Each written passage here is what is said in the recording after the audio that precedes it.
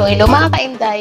Welcome and welcome back to our channel. It's me again, my name is Hilda, ang iyong Inday ng kusina. So for today's video guys, magluluto tayo ng paksiw na manok sa Mang Tomas. Unahin muna natin yung ating chicken sa pagmamarinate. Meron ako dito ng 1 kilong chicken.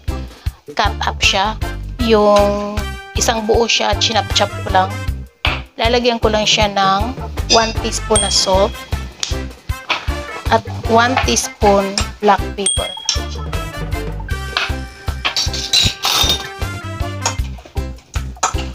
Ihahalo lang natin siya para mag-combine yung mga ingredients.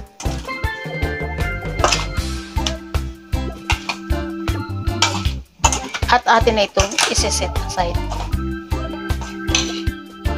So ito na siya. I-marinate natin ng at least 30 minutes at habang nakamarinate ito, tayo ay gagawa ng ating ibang ingredients. So dito meron ako ng isang buong onions,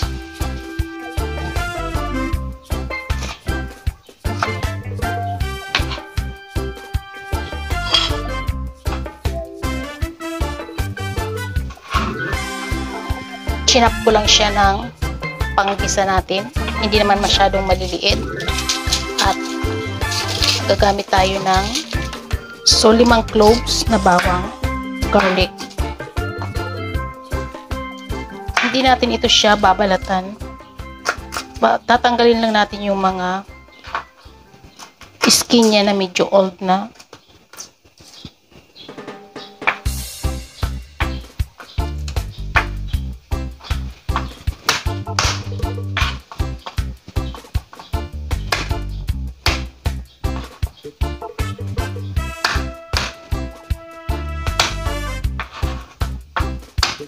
At okay na to. So ito na siya. Meron din ako ng laurel at ng soy sauce. 2 tablespoon na soy sauce at gagamit tayo ng Mang Tomas. So after 30 minutes magluluto na tayo at nagpainit ako ng ating kawali, ng ating pan, at maglalagay na tayo ng oil. Hindi naman siya masyadong marami guys kasi atin muna siyang ipapry yung ating chicken. So, painitin lang natin to. At katulad nito, medyo mainit na siya. Mukhang okay na. Magpapry na tayo ng ating chicken.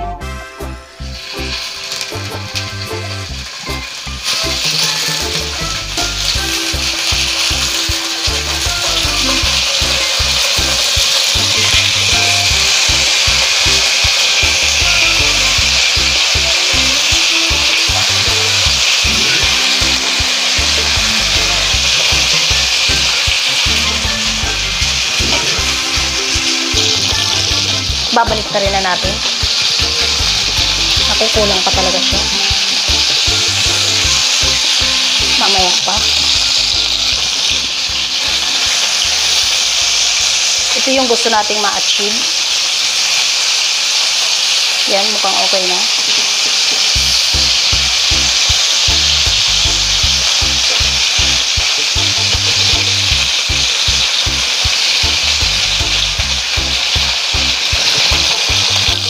So, ito na siya. Okay na to. Ayan. Kukunin na natin. At tapusin natin yung lahat ng mga chicken natin sa ating pag-fry. So, at ito na nga. Prito na natin yung ating chicken. Ito na siya. So, ngayon, magsusutay na tayo. Uunahin natin yung ating garlic. So, dito na rin ako nagsutay guys sa same pan, para nakukuha pa rin niya yung lasa galing sa ating chicken. At hindi natin kailangan tostahin yung ating garlic. At i-next kagad natin yung ating onions. So, nasa heat high tayo guys.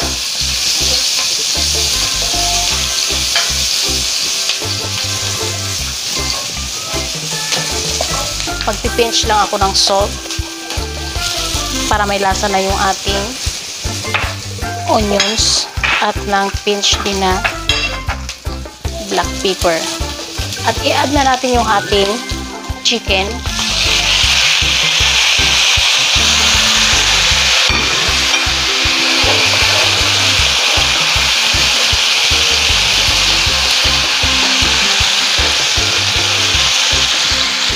Ilalagay ko na yung ating soy sauce.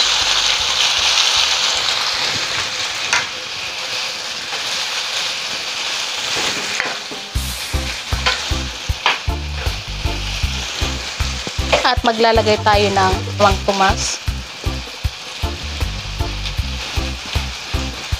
Depende rin yun guys kung gaano kadami yung inyong chicken. Pero ako mukhang mag-a-add pa ako.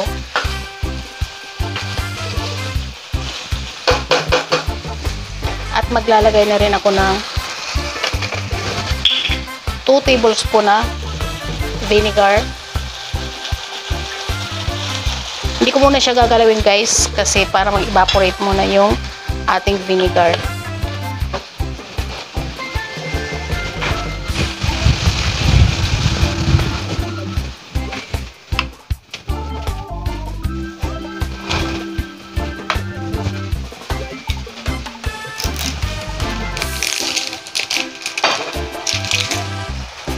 Mag-add pa ako ng ating, so gawin na nating 1 cup na Mang Tomas para sa 1 kilong chicken.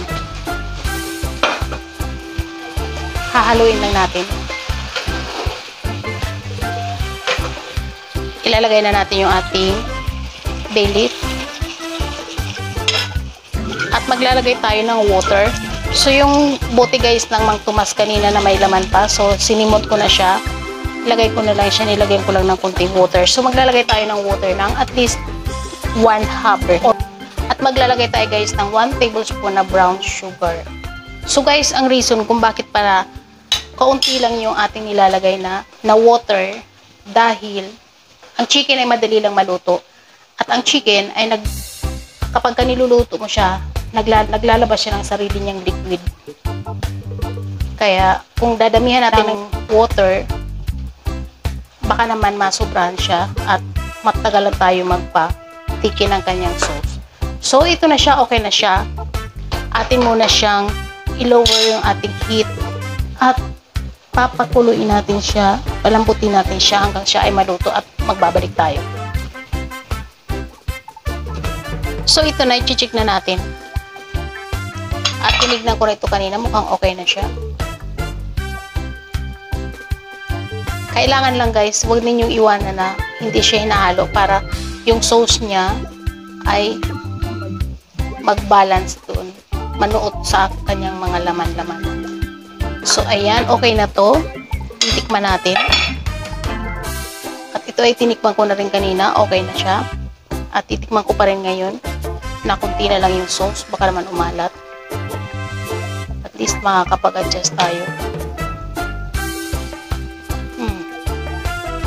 Okay na siya guys. Para ka rin nagluto ng lechon paksiw. So, eto na, okay na itong ating lechon paksiw na manok sa Mang Tomas. So guys, tingnan ninyo. Yung kanyang meat ay ano na talaga siya. Malambot na siya. So, okay na talaga siya. So ayan guys, bago tayo magtapos, kung ikaw ay bago sa akin channel, please subscribe, pakiring the bell all para every time na nag-upload ako ay manonotify ka.